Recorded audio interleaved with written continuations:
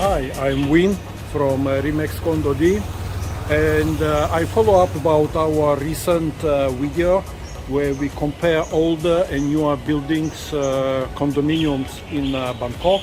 And today we come to one of the older buildings located very close to Srinacarim Virut University in Asok. It's only 100 meters to the entrance of the university, and it's an easy walk of 700 meters to MRT Pechaburi and very close to Makasan Airport Link station.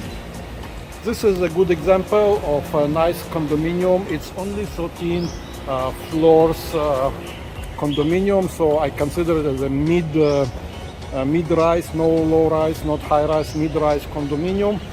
And all the apartments here are 2 and 3 bedroom. The smallest one is 80 square meters, the biggest one is more than 250 square meters. So it's a good size of apartments for people who like to bigger space and like to stay in quiet location. Maybe this is a good choice. Prices here are quite good. Average price for sale and for rent is 10 to 20% lower than average price in Bangkok.